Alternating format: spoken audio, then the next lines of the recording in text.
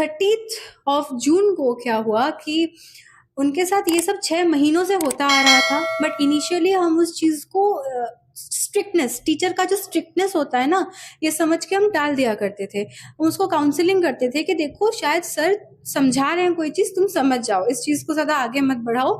But 30 को जब उसने अपना मुंह खोल के हमको हर चीज समझाया कि उसको क्लास में ये तक एचओडी ने बोला हुआ था कि I will fail you, I will keep you in this college for 6 long years, तुम इस कॉलेज से बाहर नहीं जा पाओगी मेरे होते हुए। उसके बैकलॉग्स को डेलिबरेटली क्लियर नहीं किया जा रहा था, तो बहुत ज्यादा डिप्रेस हो गया। आप सोचिए बार बार अगर उसका बैक लगता रहेगा, so what she must be going through.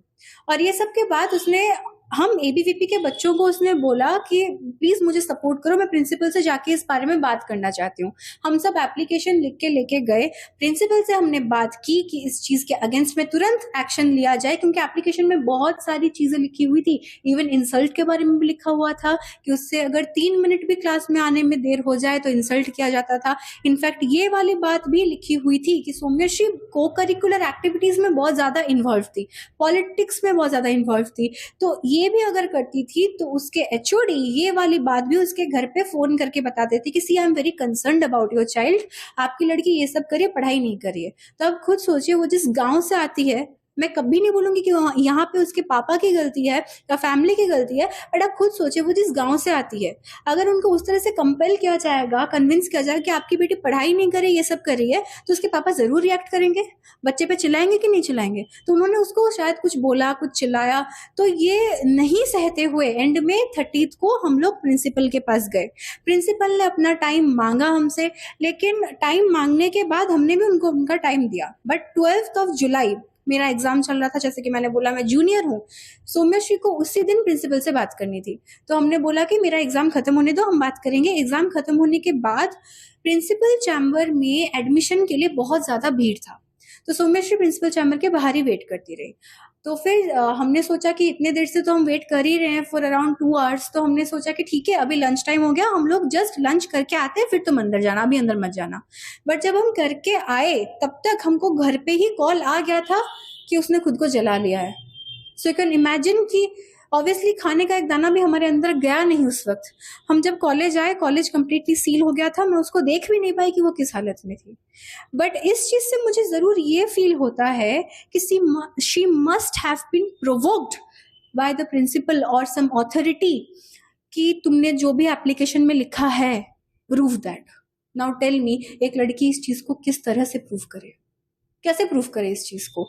And वो प्रूफ ना करते हुए, क्योंकि कोई लड़की इस चीज को प्रूफ नहीं कर सकती है, ना करते हुए मजबूरी में उसने सोचा कि अब मैं अग्नि परीक्षा ही दे दूंगी, मैं इस चीज को अग्नि परीक्षा ही बोलूंगी, क्योंकि इसने ये खुद को प्रूफ करने के लिए किया था। और आप सोचिए इस वक्त सिर्फ प्रिंसिपल और एचओडी ही नहीं, उस वक्त वो एचओडी ने कुछ बच्चों को एक्यूमुलेट किया था, something around 100 students, the exact number I don't remember. 300 बच्चे उनके सपोर्ट में थे, समथिंग अराउंड 300 स्टूडेंट्स, बट कुछ 100 स्टूडेंट्स को उन्होंने मैनिपुलेट किया था कि तुम इसके अगेंस्ट में एक एप्लीकेशन लिखो क्योंकि ये लड़की मुझे ऐसा बोल रही है। और सोचिए वो अपोजिशन के हैं, ऑपोजिशन के हैं, मतलब ये एबीवीपी की है, ये उनके लिए एक पॉलिटिकल टूल बन गई और उन्होंने इसका कैरेक्टर असैसिनेट करते हुए प्रिंसिपल के पास एप्लीकेशन दे दिया।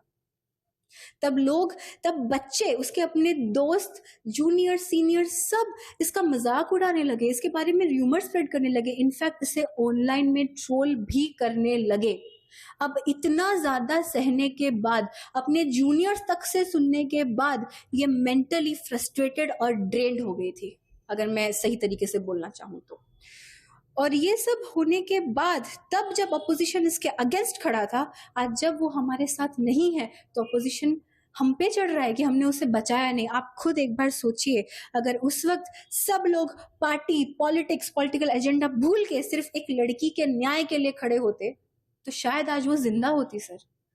और इस चीज में मैं ये नहीं बोलूंगी कि कसूर सिर्फ प्रिंसिपल का है, एचओडी का है, वो लोग अपने अपने जगह पे गलत हो सकते हैं, बट सर मैं भी गलत हूँ क्योंकि मैं उसे छोड़ के आई खाना खाने के लिए, मुझे नहीं आना चाहिए था, मुझे अपने दोस्त को नहीं छोड़ना चाहिए था। गलती उन ऑथोरिटीज की भी है जो कॉलेज के अंदर होते हुए भी उसे नहीं रोके, उन पुलिस ऑफिशियल्स की भी है जो सिक्योरिटी लोग अंदर थे उन्होंने भी कुछ नहीं किया, उन बच्चों की भी है जो कॉलेज के अंदर होते हुए भी कुछ नहीं किए, एंड मीडिया की भी है सर, क्योंकि मीडिया को उसने बोला था, वो रो रही थी मीडिया के सामने। आप सोचिए अगर मीडिया ने इसे सही तरीके से वायरल किया होता तो शायद वो तभी एक नेशनल मुद्दा बन गया होता। वो अब मरने के बाद एक नेशनल मुद्दा नहीं बनता और अब आप हमारे पास नहीं आए होते। बट क्योंकि अब वो नहीं है तो उसके लिए हम मुंह खोल रहे हैं, because we want some change in system, because we do not want any other victim like our friend to be burned alive. देखिए सर, भरोसा मुझे बहुत है, भरोसा नहीं होता मैं लड़ नहीं रही होती उसके लिए, भरोसा मुझे जरूर है। लेकिन अगर मैं देखने जाऊं तो आप इतिहास के पन्नों में भी जाके देखिए, निर्भया कांड को कितना साल लग गया था जस्टिस मिलने में, 7 years।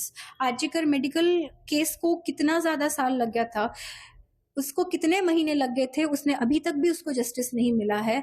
तो मैं बस यही चाहती हूँ कि इस चीज को प्रॉपरली इन्वेस्टिगेट किया जाए ताकि इसे कम से कम जस्टिस मिले, क्योंकि सर हम सब उसी चीज के लिए लड़ रहे हैं।